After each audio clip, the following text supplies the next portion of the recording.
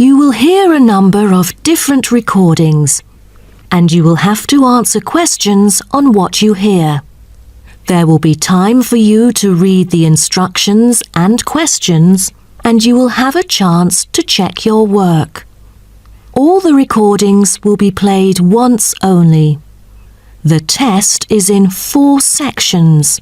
At the end of the test, you will be given 10 minutes to transfer your answers to an answer sheet. Now turn to Section 1. Section 1. You will hear a conversation between an agent from the Student Job Centre and a student who wants to find a part-time job. First, you have some time to look at questions 1 to 3.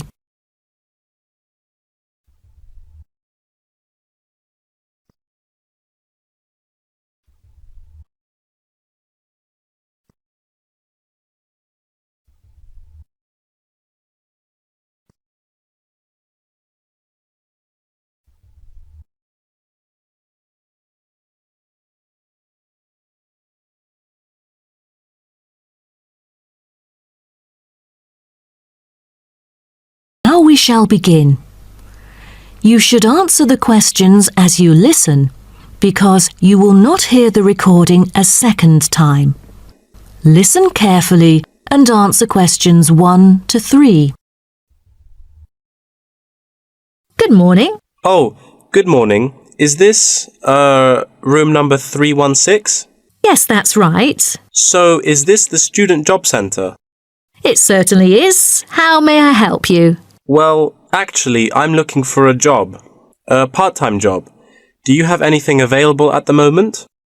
Ah, yes. Are you a registered student? I'm afraid this service is only available to full-time students. Yes. I'm doing my degree in statistics studies. Here's my student card. Right. Well, let's just have a look at what positions are available at the moment. There is a job for social workers, and the workplace is in the House of the Disabled. That would be fine for me. What are the hours like? You'll have to work every day, and the payment is $9 per hour. However, the skills required are not very basic, so 3 days of training is needed. The pay is quite good, though I'm in my second year of study now, and must attend some courses during the daytime, so I'm afraid I can't make it for this one. Do you have any other positions? You know, ones that I could spare more class-free time on? That's not good then. Let's see. Here, there is one for security guards in the supermarket. What about the pay?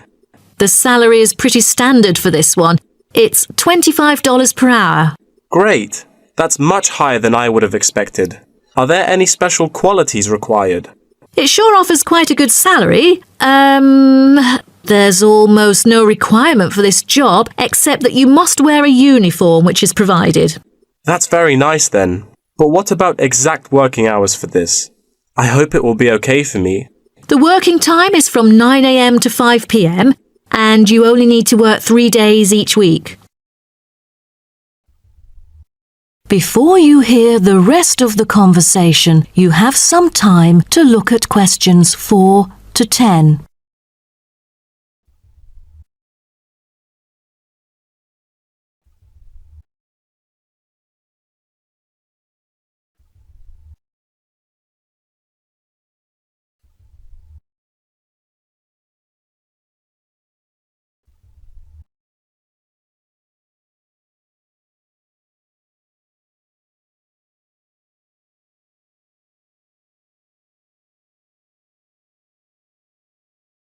Now listen and answer questions 4 to 10.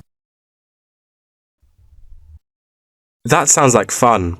But unfortunately, I've got other arrangements during the weekdays. So that's not possible either, I'm afraid. Well, I think we do have something else for you. Yes, here it is. There is a vacancy for a van driving position in a furniture company that might suit you. What is the working time for this one? On the weekends? No, it's night work. That's good to hear, 'cause I'm available for most of the late hours. And the good thing for this is that you've got variable hours to choose from, though the payment is fixed. Any other restrictions for this one? Yeah, it requires the driver to have reliable driving skills. You know, in case of unnecessary damage or any unwanted possibilities of accidents. Night work is perfect, but I don't even have a driver's license, not to mention my horrible driving skills. No driver's license. That makes it impossible at all. All right. The last option that might suit you is a job as a data entry clerk. You'll be expected to work in a school. It's actually a good place, you know. Lovely. And what about the working hours? Not on weekdays, I hope. Actually, you'll be working only on weekends. You get a fixed salary and you're expected to be familiar with keyboarding skills. That's not the only limit, though, because I'm afraid personal transport is also a must. That's not a problem. I've got a bicycle to travel around with. Great. Now, just fill out this form and we'll see what to do next. Wonderful. That is the end of section 1. You now have half a minute to check your answers.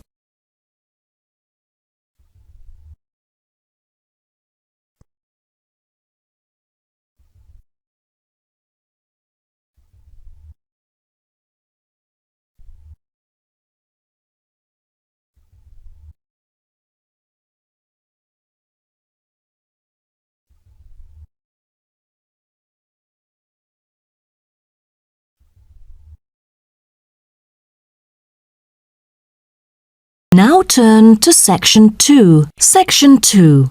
You'll hear a talk between an interviewer and an interviewee called Chris Evans from the Royal Caledonian Curling Club about ice curling. First, you have some time to look at questions 11 to 16.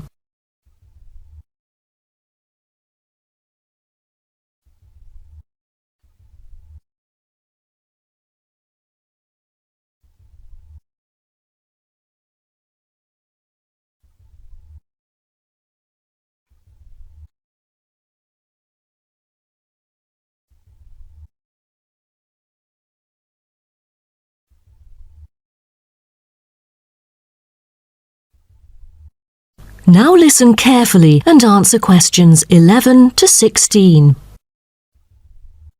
Today, we're pleased to have on the show Chris Evans from the Royal Caledonian Curling Club. Now, let's welcome Chris to tell us something about ice curling. Chris, please.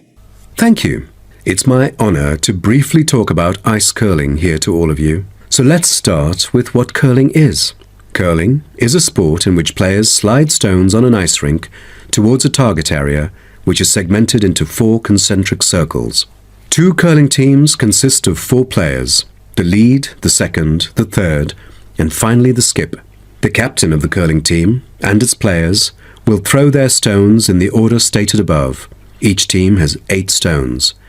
The purpose is to accumulate the highest score in the game. Points are scored depending on which stone is resting closest to the centre of the target area at the end of the game. The ice surface on which the game is played, or the rink in curling, is called the sheet. It is covered with tiny droplets of water that become ice and cause the stones to curl or deviate from a straight path. The curling players should slide the heavy polished stones or rocks across the ice curling sheets towards the house, a circular target marked on the ice, as I mentioned before. There are several pieces of equipment essential for a curling game, so a concise instruction will be given to you. The most important things are the curling brush, which is used to sweep the ice surface in the path of the stone, as well as the curling stone, which is sometimes called rock. The former is usually made of horsehair, and the latter is made of granite, mainly coming from Scotland. Curling shoes are similar to ordinary athletic shoes, except that the 2 shoes in a pair have dissimilar soles. The sole of the slider shoe, which is designed for the sliding foot, is typically made of Teflon, while the gripper shoe for the hack foot has a special layer of rubber applied to the sole. During the curling game, you may also find a stopwatch attached either to the player's clothing or the broom, which is used to time the stones over a fixed distance to calculate their speed. Before you hear the rest of the talk, you have some time to look at questions 17 to 20.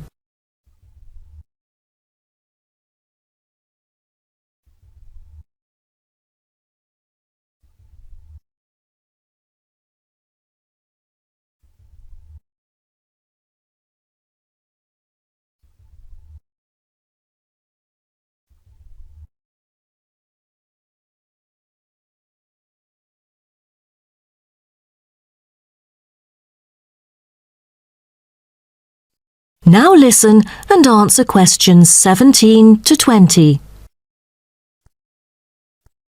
Now, a word about the development of curling clubs. Curling is thought to have been invented in medieval Scotland, and outdoor curling was very popular in Scotland between the 16th and 19th centuries, as the climates provided good ice conditions every winter.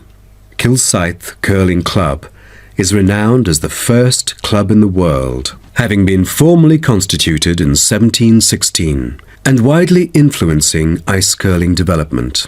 In Kilsyth today, both men's and ladies' sections are thriving, participating in all major competitions and having won championships in the British Open in the past.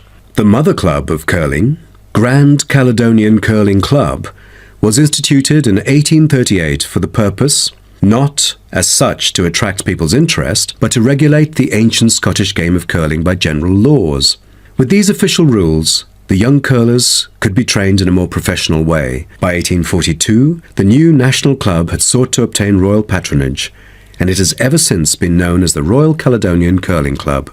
However, many sports, such as athletics and tennis, were frowned upon as being too recreational and not practical enough. So the Crown banned them by law during the 1300s, in the hope that men would instead practice the archery skills that were seen as vital to the country's defence.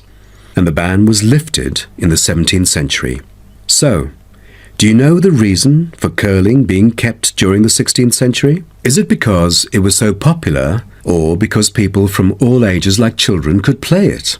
The spirit of curling dictates that one never cheers mistakes, misses, or gaffes by one's opponent. And most importantly, all the team members should strictly follow the instructions of their captain, which is essential for men in battle. Curling was brought to Canada from Scotland, and some curling was played informally before 1800. Curlers often used iron curling stones made from melted materials such as cannonballs rather than granite until the early 1900s, because there were transport problems importing granite stones from Scotland.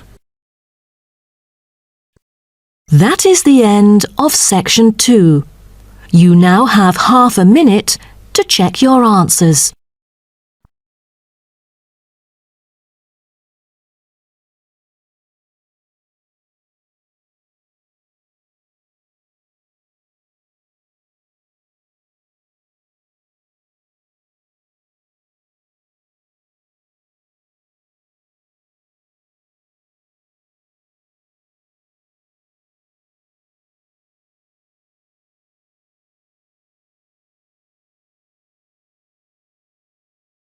Now turn to section 3.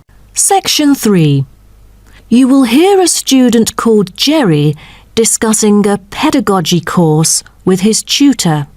First, you have some time to look at questions 21 to 23.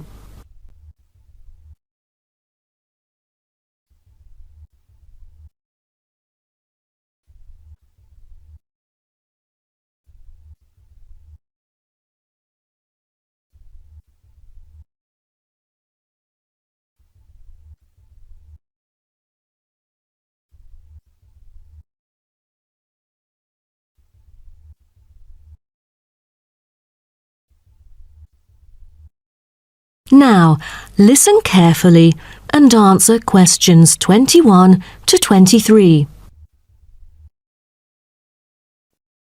Jerry, how did it go with preparing your lessons? Is there anything you would like to discuss? Well, this is actually the first time that I have ever taught in an elementary classroom. After 8 years of learning pedagogy, I want to practice what I've learned in an instructive manner. But I'm a bit stuck right now. The topic I want them to research is a bit hard for pupils, I'm afraid that they won't be able to handle it on their own. So I need new ideas on designing more effective teaching methods. Mr. Carter, do you have any suggestions? Well, you should probably read this book called Professional Learning, written by J.K. Simmons. He is a professor who just transferred here last semester, but is already popular amongst the students for his creative teaching methods. There is an extensive range of learning approaches mentioned in the book, including approaches for team research, which might be helpful to you. You mean dividing the students into groups to do research? I've never thought of this before. How does it work? Professor Simmons has already demonstrated how efficient this approach can be. Basically, it aims to increase cooperation between students so they can present the results in a collaborative fashion. It helps them to develop their own voice and perspective. I'll check out the book as soon as possible. It seems I can borrow some of the essential concepts and work them into my course design. Before you hear the rest of the talk, you have some time to look at questions 24 to 30.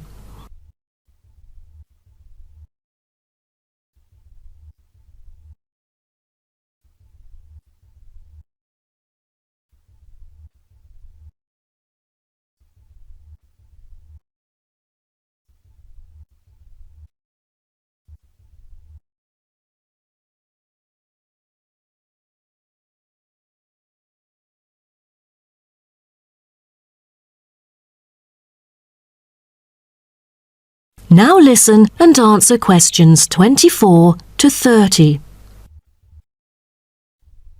Well, I was thinking maybe I could use both observation and non-observation as a part of my teaching methodology. Could you take a look at my teaching plan?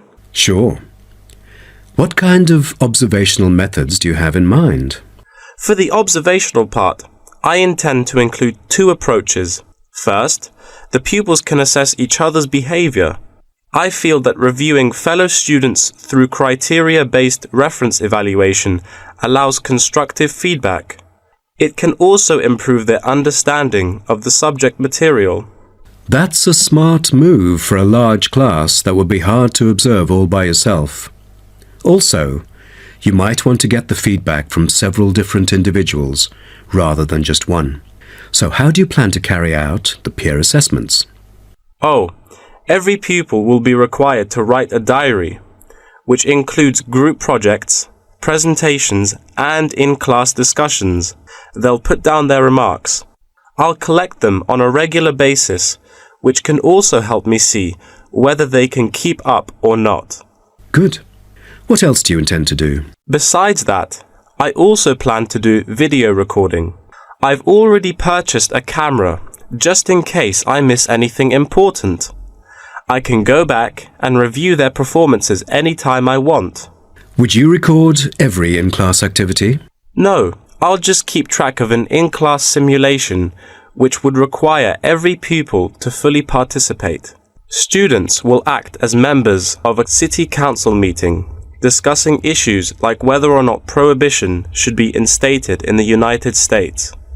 This kind of teaching method is both inspiring and challenging. I can't wait to see how yours works out. Do send me a copy of the assessment afterwards, will you? No problem. So, what do you have in mind for the non-observational approaches? Well, my plan is to quantify the statistics. Numbers do not lie. It is the most direct way to measure their performance. See how well they've learned. Where does the data come from? I'll evaluate the test results, including the midterm, final exam, and pop quizzes, which would only take up about 40% of the overall assessment. Sounds like a lot of tests and assignments. Please remember that you don't want to wear out your students. Keeping them engaged is the key to efficient learning. Once they are exhausted, they just stop trying. Oh, I haven't thought about that. You are right. I don't want to frighten them with tons of assignments and exams. I'll make note of that. Thanks for the advice. I remember last time you mentioned questionnaires, right? That's true. but it is not for my students. In fact, they have to design their own questionnaires and choose the respondents using the internet. As a complement of other teaching activities, it would deepen the creative learning process. Is that all? Oh, the pupils will have to conduct interviews of their own, and for this, they get to choose anyone they like, including relatives, friends, and acquaintances to answer the questions. Seems to me that you have figured out most of your teaching methods, but you still need to polish some of the activities. That is the end of section 3. You now have half a minute to check your answers.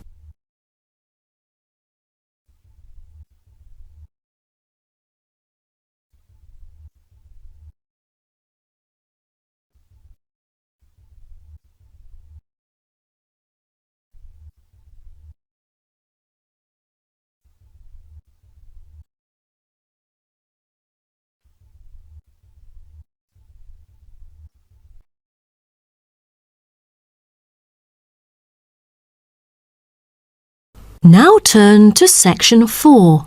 Section 4. You will hear part of a lecture about urban migration. First, you have some time to look at questions 31 to 40.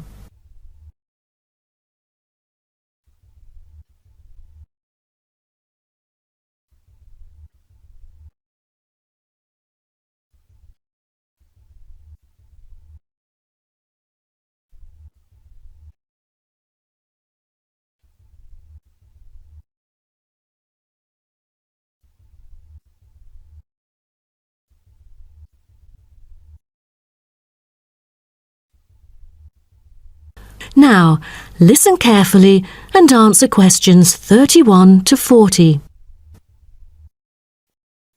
Good afternoon, and welcome to my talk on urban migration today. The world has experienced unprecedented urban growth in the recent decades. As much as 3% of Earth's landmass has been urbanized, an increase of at least 50% over previous estimates. Today, people living in cities already outnumber those in rural areas, and the trend does not appear to be reversing. In addition, cities have larger amounts of carbon consumption than rural areas. This is a result from two major aspects. First, with the increase of urban population around the world, the massive construction of urban infrastructure and residential housing is hard to avoid. Second, urban households have a higher rate of car ownership and use more gasoline products. Even though rural exodus is often negatively judged, there are also benefits of migration shared by the local environment and the society as a whole. Well, firstly, global trends of increasing urban migration and population urbanization can provide opportunities for nature conservations, particularly in regions where deforestation is driven by agriculture. As rural dwellers leave their homes, local forests are left to recover. What's more, it is easier for city dwellers to get around. Living in the country means transport can be very difficult. For instance, after midnight, there are no buses or taxis in the countryside. However, there is still a number of public transport modes to choose from in the city. Finally, with more funds and advanced technology, cities endeavor to produce clean energy. New power plants have been built to take harmful methane gas created by the decomposition of rubbish and convert it into electricity. By doing so, an important greenhouse gas is turned into useful energy rather than being directly emitted into the atmosphere. The hustle and bustle of city life offers women the opportunity to explore different professions and pursue their own careers. Women in cities work as engineers, managers, and even football players. This change of roles has affected their marital status and family life. More women are choosing their careers over marriage, which raises the graph of late marriages. As a result, more are remaining single, well into their late 30s. They want to be independent and earn money on their own. It is also easier for them to get a promotion while working in the city. Women are slowly achieving wider participation at work, while in rural areas, the mindset is still very conservative.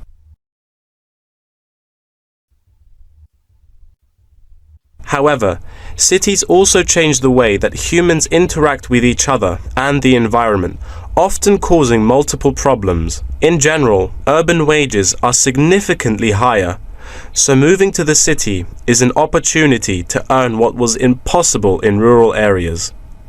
However, the wage difference is often offset by the higher cost of living and absence of self-produced goods, including subsistence farming. A sizable proportion of new corners attach greater importance to money and gradually abandon their former way of life, thus risking losing their culture.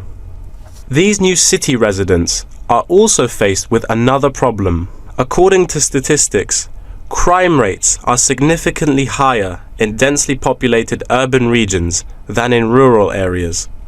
For instance, property crime rates in our metropolitan areas are 3 to 4 times as high in comparison to the rates in rural communities. Immigrants, upon arrival into cities, typically move into the poor, blighted neighborhoods because that is where they can afford to live. Crime in these areas is high and reflects poor living conditions, as these neighborhoods experience great levels of poverty. This pattern also occurs for violent crimes, which is much more common in large urban areas than elsewhere.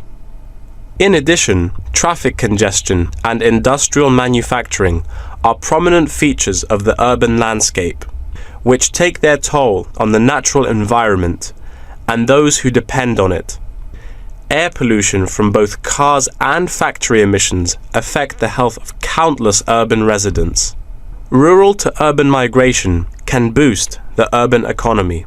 With a better economy, cities provide their residents with better welfare, but the concentration of services and facilities such as education, health, and technology in urban areas inevitably contributes to greater energy consumption. Another problem with life in the city is traffic congestion. It makes people late to work and thus stresses us out before we even get there. Deliveries can't arrive on time, gas costs money. The quality of life of those commuters starts to decline. What's worse is that if congestion makes it harder to match the right workers to the best jobs, it is economically inefficient as well. That is the end of section 4. You now have half a minute to check your answers.